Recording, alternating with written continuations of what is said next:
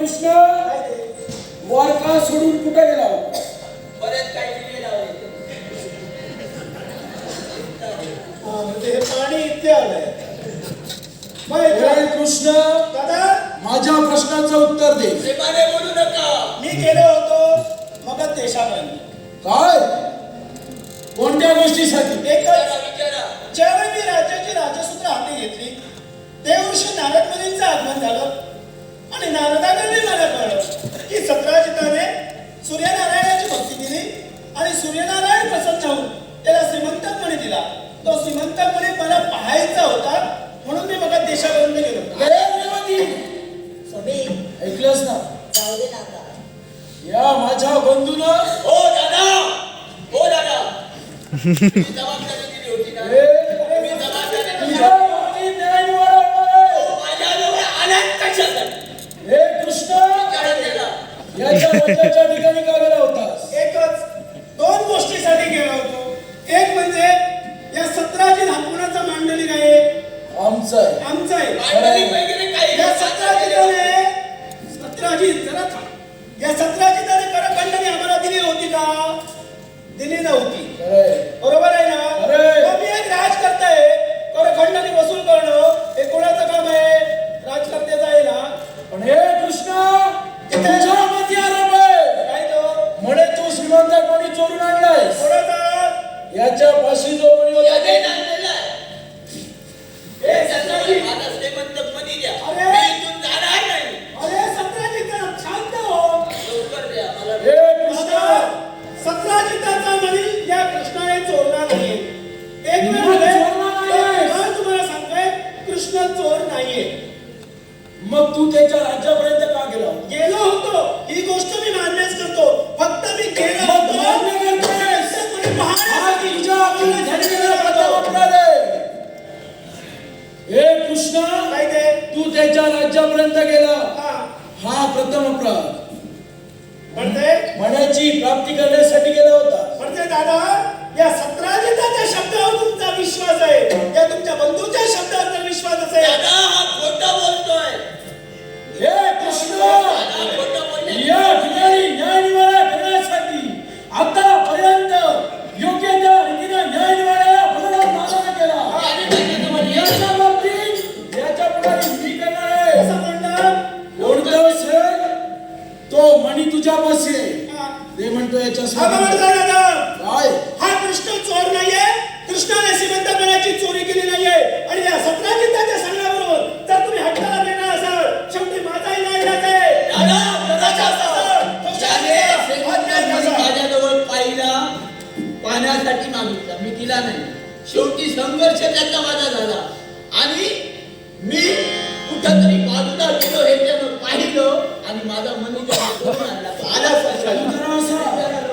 हे कृष्ण काय त्याच्याशी म्हणे तू द्वंद्व केलंस. त्या मनाच्या प्राप्तीसाठी. मग तो मणी कुठं लपवून ठेवलायस ना? दादा इथं घेऊन ये. दुसऱ्याने सांगण्याच्या शब्दावर कधी विश्वास ठेवले आपण आपल्या उघड्या नेत्राने पाहतो ना ते सत्य असतं. आणि या सत्राजिताच्या सांगण्याबरोबर कुठेतरी या बंधुत्वाचा जय करणार. शेवटी या बलरामाला सुद्धा हा कृष्ण बंधू न म्हणला. तू माझा वैरी मी तुझा वैरी या नात्याने प्रतिस्पर्धी म्हणून तुमच्या समोर हा कृष्ण बनवणार आहे. हे कृष्ण बंधुत्वाच्या नात्यात पारदिशी जोडलं. मग असं जर काय झालं बंधुत्वाचा नाता काळात युद्ध चालू झाले. कृष्ण बलराम युद्ध झालं तरी झाले. पण दादा हा द्वारकेच्या ठिकाणी जो काही तुम्ही डंका वाजवता तो डंका तरी काही नका तुम्हाला नाव उलटलं. अरे कृष्ण तुझ्या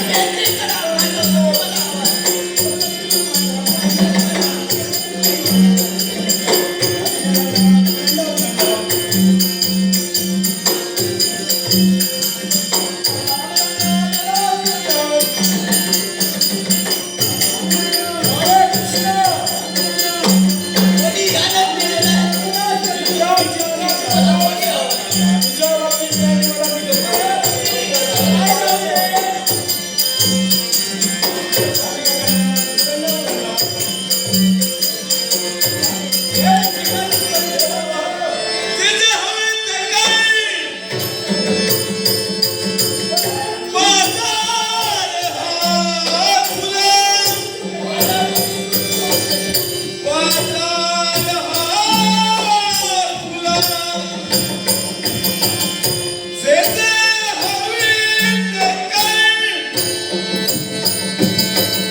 बाजार हा खुला बाजार हा खुला नीतीचे घे तराजू सौदा सुखाचा नीतीचे घे तराजू सौदा सुखाचा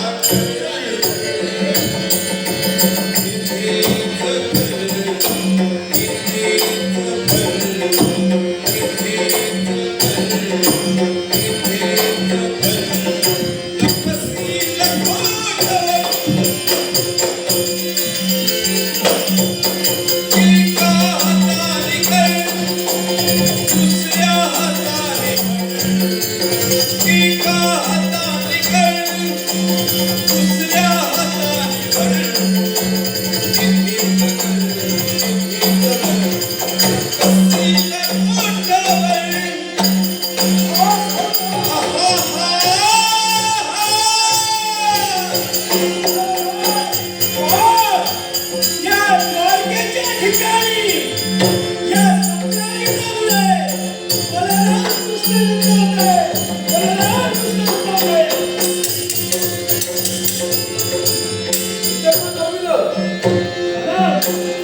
यावेळी युद्ध थांबवलं येणार कारणे निर्णय बदलला. निर्णय कोणीच बदलला नाही. काय? या कृष्णाची प्रतिज्ञा ऐका. या द्वारकेच्या वरराज दरबारी हा कृष्ण प्रतिज्ञा करतोय. दादा सत्राजिताच्या नादाला लागून त्या कृष्णाला तुम्ही चोरून ठरवता. मग खरा चोर कोण आहे? या द्वारकेत आणून टाकेल तोपर्यंत हा कृष्ण द्वारकेत येणार नाही. होय कृष्ण. दादा यानं मी कुठंतरी लपून ठेवलेलं आहे मी सांगतो कारण उगाच त्यानं प्रतिज्ञा केली नाही आता तो जाणार आणि कुठं लपून ठेवलेलं आहे ना तिकडनं कोणी लोट येणार. आणि तुम्हाला सांगणार कोणाचा सण?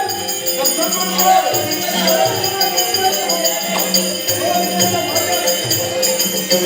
हो,